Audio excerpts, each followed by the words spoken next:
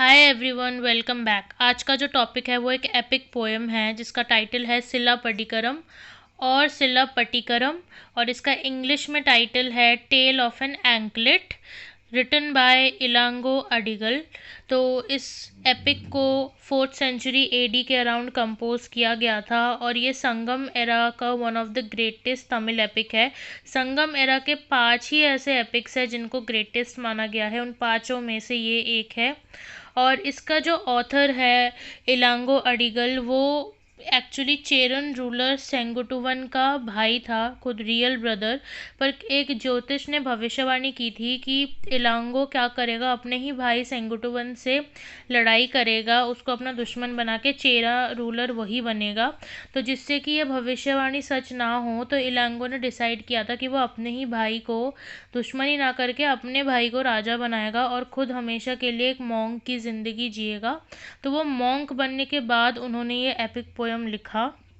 और इस पोएम में 5270 लाइंस है और इन सारे लाइंस को 3 चैप्टर्स में डिवाइड किया गया है।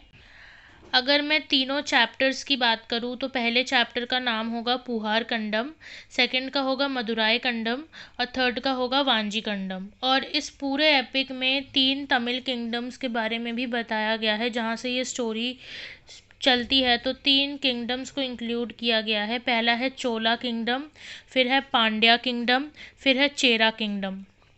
और मेन कैरेक्टर की अगर मैं बात करूँ तो कोवालन एक मर्चेंट का बेटा है और उसकी वाइफ का नाम है कर्णगी। ये दोनों मेन कैरेक्टर है।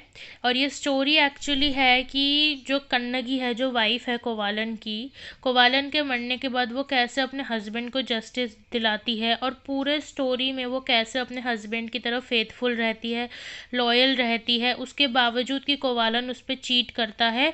तो इसमें एक थर्ड कैरेक्टर है माधवी, जिसका हाफ स्टोरी तक रोल है। यही है हमारे 3 कैरेक्टर, पर मेन कोवालन और कन्नगी है। अगर एक सीरियल की बात करूँ तो दूरदर्शन पे अर्ली 90s में एक सीरियल आता था जो इस एपिक पे बेस्ड है, जिसका नाम था Upasana. So let's start with the story. तो पहला है जो हमारा चैप्टर है, जो पार्ट है, वो है पूहर कंडम। तो इसका जो फर्स्ट पॉइंट है वो है marriage of Kovalan and Kannagi at Chola capital city of Puhar. तो जहाँ ये स्टोरी स्टार्ट होती है तो जगह दिखाया गया है चोला कैपिटल पूहर, ठीक है, जो कि प्रेजेंट टाइम में नागापट्टिनम में है, तमिलनाडु का एक डिस्ट्रिक्ट। तो यहाँ पे उस टाइम ये पूहर जगह कहलाता था, जहाँ पे एक मर्चेंट, बहुत ही अमीर मर्चेंट की बेटी थी कन्नगी। उसकी अरेंज मैरिज हुई थी कोवालन से। कोवालन भी एक मर्चेंट का ही बेटा था।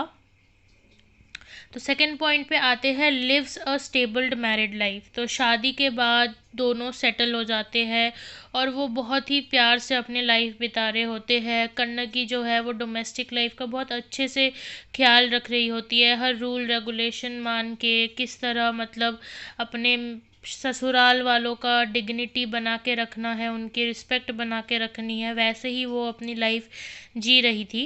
इसके बाद आते थर्ड पॉइंट पे, Kovalan falls in love with a courtesan named Madhavi. तो इनकी लाइफ अच्छी ही चल रही होती है, बट सडनली एक दिन ऐसा आता है जब कोवालन को एक डांसर, एक कोटेसन, एक डांसर जिसका नाम होता है माधवी, उससे प्यार हो जाता है, जिसके पीछे वो बहुत ही ज़्यादा पैसे उड़ाने लग जाता है। सो फोर्थ पॉइंट पे आते हैं has a daughter with Madhavi named Manimekalai. तो इतना ही प्यार बढ़ जाता है कोवालन और उस कोटेसन में कि उन दोनों की एक बेटी भी होती है जिसका नाम होता है मणि मेकलाई।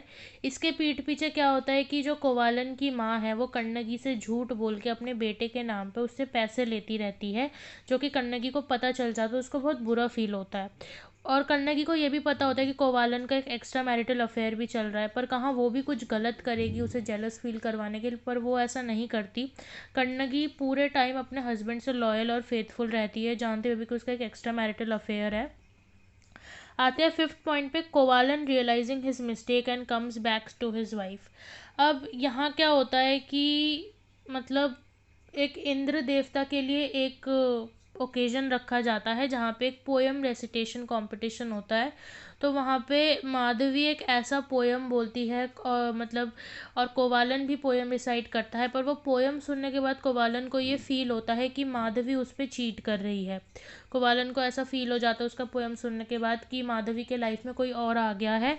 प्लस उसको ये भी पता चल जाता है कि कोवालन की मम्मी उसकी बीवी के साथ कैसे कर रही है, कि उससे झूठ बोल के पैसे ले रही है। अब तो कोवालन को अंदर से बहुत ही बुरा लगता है कि उसने अपने वाइफ के साथ कितना गलत किया है। इसलिए वो क्या होता है कि माधवी को छोड़ के वो अपनी वाइफ कन्नगी के पास वापस आ जाता है और कन्नगी बहुत ही खुशी खुशी उसको एक्सेप्ट कर लेती है, क्योंकि वो अपनी जगह हमेशा से सही रही, लॉयल रही, फेथफुल रही। अब आते हैं सेकेंड चैप्टर पे, जो कि है मदुराई कंडम।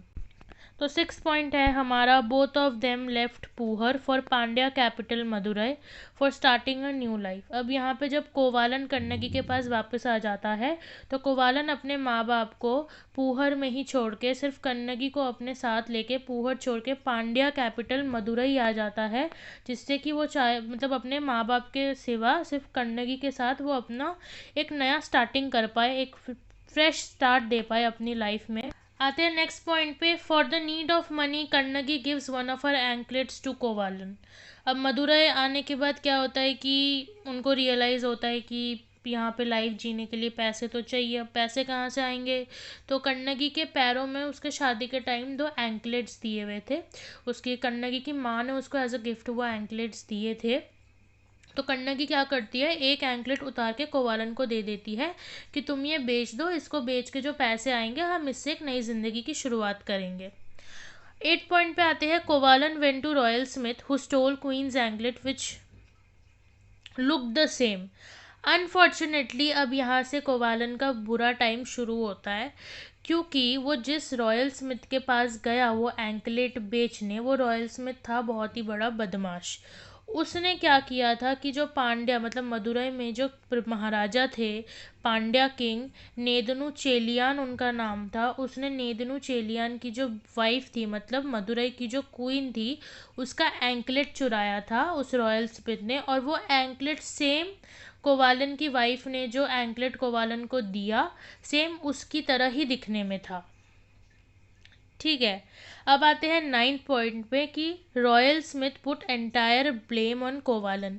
जैसे ही रॉयल स्मिथ ने देखा कि वो एंकलेट सेम क्वीन के एंकलेट की तरह ही दिखने में है, तो वो क्या करता है कि वो महाराजा के दरबार में जाके रॉयल स्मिथ बोल देता है कि ये जो एंकलेट है महारानी का वो कोवालन ने चुराया है। 10th पार्ट है, किंग विदाउट इंश्योरिंग मर्डर्ड कोवालन। तो क्या होता है कि वो रॉयल स्मिथ कोवालन को महाराज के दरबार में लेके जाता है, उसको पता नहीं होता कि क्यों। रॉयल स्मिथ वहाँ जाके बोल देता है कि महारानी का जो एंकलेट है वो इस बंदे ने चुराया है, कोवालन ने चुराया है। और महाराज बस वहाँ के जो राजा थे उनको बस अपने वाइफ को खुश करने से मतलब था, तो वो बिना कुछ इंश्योर करे, क्रॉस चेक करके कि क्या यही है, सही है या गलत है, कुछ चेक किए बिना ही वो ऑर्डर दे देता है कि इसको कन्विक्ट कर दिया जाए। और वहीं पे जो दरबार में जो बाकी लोग थे वो कोवालन को मतलब मार देते हैं राजा के ऑर्डर पे कि इसको ख़त्म कर दो, इसलिए कोवालन को मार दिया जाता है। 11 पॉइंट पे आते हैं, Kannagi goes to royal palace. तो इसके बाद क्या होता है कि कन्नगी को एकदम से टेंशन होने लगती है कि इतनी देर से वो कहाँ रह गए। तो कन्नगी उनको ढूंढने निकलती है। बाहर जाके उनको पता चलता है कि कोवालन को महाराज के दरबार में मार दिया गया है चोरी के जुर्म में, कि उन्होंने महारानी का जो एंकलेट है वो चोरी किया है। तो इसीलिए कन्नगी जाती है राजा के दरबार में, रॉयल पैलेस वो जाती है। 12 point, Kannagi showed the other anklet. 13 point, queen's anklet had pearls and her had rubies. अब क्या होता है कि महाराज के दरबार में जाके वो महाराज को बोलते कि मेरे को बोलने का मौका दिया जाए, कि मेरे को भी सुनो, मैं उनकी बीवी हूँ जिनको आपने मारा है। तो महाराज उसको टाइम देते कि ठीक है तुम बोलो। तो वो फिर वहाँ पे जाके कन्नगी क्या करती है, अपने पैर से दूसरा एंकलेट भी उतारती है और उतार के वो दिखाती है कि ये रहा मेरा दूसरा एंकलेट, वो एंकलेट मेरा है, क्योंकि महारानी के जो एंकलेट है, क्वीन का जो एंकलेट था उसमें पर्ल्स लगे थे और कण्णगी के एंकलेट में रूबीज लगे थे। तो जब वो एंकलेट सही से देखा गया तो यही सच निकला कि वो जो एंकलेट है जिस वजह से कोवालन को मार दिया गया वो क्वीन का नहीं, वो कण्णगी का ही है, उसकी वाइफ का ही है, क्योंकि उसमें रूबीज लगे हैं। 14 पॉइंट है, Kannagi cursed everyone and teared her breast and threw it.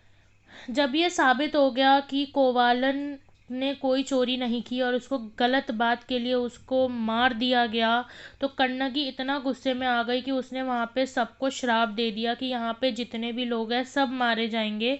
और श्राप देते टाइम उसने अपने जो ब्रेस्ट थे, अपने ब्रेस्ट को अपने ही हाथों से पूरा टीयर करके जो वहाँ पे भीड़ खड़ी थी उनके वहाँ पे अपने ब्रेस्ट को दे मारा। एक तरफ से उसका जो कण्णगी का जो विमेनहुड था, उसने अपने विमेनहुड को मतलब अपने ब्रेस्ट को टीयर करके फेंक दिया और वहाँ पे श्राप दिया कि यहाँ पे कोई नहीं बचेगा क्योंकि इन लोगों ने मेरे हस्बैंड को मारा है। आते हैं 15 पॉइंट पे, the sun god's boon also came true. तो जब उसने श्राप दिया उसमें था कि ये जो मदुरई किंगडम है ये पूरा जल जाएगा। तो कहते हैं कि हिस्ट्री में जो सूर्य देवता है उन्होंने मदुरई किंगडम पे एक श्राप दिया था कि एक वक्त ऐसा आएगा जब मदुरई पूरा जल जाएगा आग में। तो आज जब कण्णगी ने क्या करा कि उसने वहाँ से एक मशाल उठाई और पूरे किंगडम में आग लगा दी, और इसको देखते ही जो राजा थे मदुरई के उनको हार्ट अटैक हो गया और वो मर गए और रानी भी बेहोश हो गई और पूरा मदुरई किंगडम जल गया। सिर्फ और सिर्फ वही लोग बचे जो बहुत ज़्यादा बूढ़े थे या बिल्कुल छोटे बच्चे, सिर्फ वही बचे थे, बाकी पूरा मदुरई किंगडम जल के खाक हो गया था। 16 पॉइंट है, Kannagi gave her life by jumping of Cliff. तो कण्णगी को लगा कि अब वो जीकर क्या करेगी, इसीलिए उसने क्या किया, उसने अपने हस्बैंड को जस्टिस दिलाने के बाद उसने पूरा श्राप देके फिर वो खुद एक खाई में कूद गई और उसने अपनी जान दे दी। अब यहाँ पे आते हैं हमारे लास्ट चैप्टर पे जो है वांजी कंडम। 17 पॉइंट पे आते हैं, Kannagi ascended to heaven in Vanji on Indra's chariot. अब यहाँ पे क्या होता है कि लास्ट चैप्टर पूरा का पूरा ये इसके जो ऑथर है, जो राइटर है इलांगो, उनके भाई के बारे में है, वांजी कंडम। तो यहाँ पे क्या होता है कि कण्णगी को इंद्रा के चैरियट में, इंद्र भगवान के रथ पे उसको स्वर्ग में ले जाया जाता है। स्वर्ग में भी जिस जगह में ले जाया जाता है उसका वहाँ का नाम है वांजी। 18 पॉइंट है, Chera king Senguttuvan listen to her story. वहाँ पे जो चेरा के राजा थे उन्होंने सेंगुटुवन, उन्होंने कण्णगी से उसकी पूरी कहानी सुनी कि वो कितना डिवोटेड थी, कितना लॉयल थी अपने हस्बैंड की तरफ, कि मरते मरते भी वो उसको जस्टिस दिला गई। तो वो इतना इमोशनल हो गई कि 19 पॉइंट पे आते हैं, he ordered a stone from Himalaya region and carved a statue of her and named it goddess of steadfastness और पट्टिनी, where Kannagi is worshipped till today। तो चेरा रूलर सेंगुटुवन ने क्या करा कि उन्होंने ऑर्डर दिया कि हिमालय रीजन से एक स्टोन लाया जाए। जब वो स्टोन लाया गया तो उन्होंने उसमें से एक लाइफ लाइक स्टैचू कण्णगी का बनाया और उसको नाम दिया गॉडेस ऑफ स्टेडफास्टनेस या फिर पट्टिनी, जिसको आज तक मतलब प्रेजेंट टाइम में भी इंडिया के कुछ पार्ट में पूजा जाता है और आज भी इनको भगवान माना जाता है। तो क्योंकि यहीं पे हमारा ये एपिक एंड होता है, पर यहाँ पे आपको आगे ये समझना है कि पट्टिनी देवी एक्चुअल में कैसे और कहाँ पूजी जाती है। तो पहला है, Kannagi is regarded as epitome of Tamil womanhood. Kannagi को आज भी पट्टिनी देवी के रूप में पूजा जाता है और उनको तमिल स्टेट्स में विमेनहुड के रिगार्डिंग उनको एक एपिटोम माना जाता है, एक इंस्पिरेशन माना जाता है। अब आते हैं एक पॉइंट पे कि Sinhalese Buddhist in Sri Lanka worship her as goddess Pattini, Attukal Devi in Kerala as Bhadrakali Devi incarnation and Kannaki Amman by Sinhalese Hindus. तो यहाँ मैं आपको फोटोज़ दिखाती हूँ। तो श्रीलंका में इनको पट्टिनी देवी के रूप में पूजा जाता है। जो वहाँ के सिन्हलीज बुद्धिस्ट जो रिलीजन है वो लोग इनको इस रूप में पूजते हैं। केरला में इनको भद्रकाली देवी के इनकारनेशन के रूप में पूजा जाता है जिसका नाम है अट्टुकल देवी। इनके एक हाथ में एंकलेट है, ये केरला में इनको ऐसे पूजा जाता है।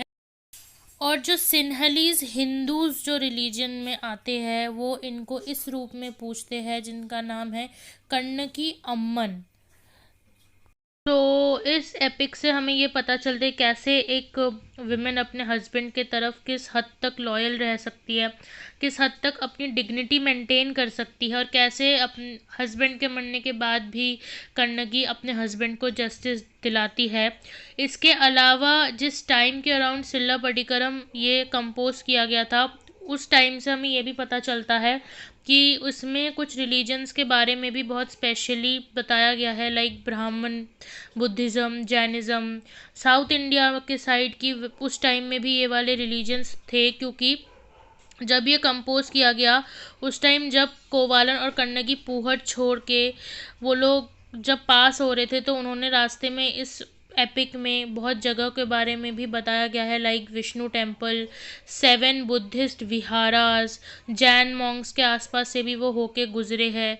तो इससे पता चलता है कि साउथ इंडिया में उस टाइम ये सब रिलीजन हुआ करते थे।